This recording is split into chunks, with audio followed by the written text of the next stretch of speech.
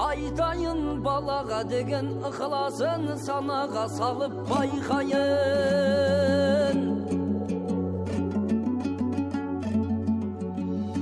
Ай 9 ай 10 күн көтерген, мехнат тартқан төтеннен еңбегіндей етөлген, зиярат қылып сыйынсаң кем емес құбылам мекеннен.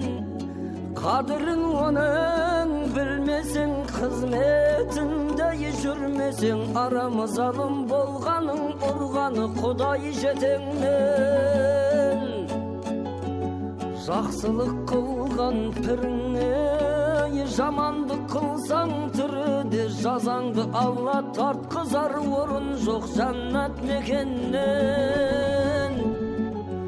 Аяқ сүтін беріп емізген, шайнап тамағы жегізген, осы бір жарығы дүнияға себепкер болып келгізген. Құйрық шайнабай май берген, құндақтап жерден жай берген, оның қылған қызметін күнменен жұлдыз ай көрген. Анаңдай ғазиз мейірбан табылар саған қай жерден. Ыңылдап дауысың шыққанда, шықпаған жырақ қасыңнан күйзеліп жанай ашыған. Та қараңғыда жыласаң, таныған көрмей даусыңнан, мейірімді суға қандырған мехрибан бар ма осыдан? Алла пайғамбардан соң күллі жақыны досыңнан, қияметке кеткенше, өлшеулі өмір өткенше, көбелектей айналып пәруана болған басыңнан. Ай ақ етегін сарылтқан, ерніңе емшек дарытқан, қарныңа қорек барылтқан, беліңнен батып болғансаң жеркенбей жуып арылтқан.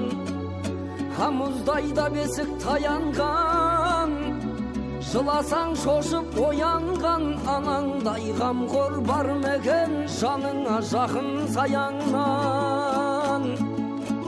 Оның қызмет ісінен не болар жаның аянған? Аязды күні айналып, бұлтты күн ай бұрылған, жас нәресте күніңдей қайрылып келген қырымнан.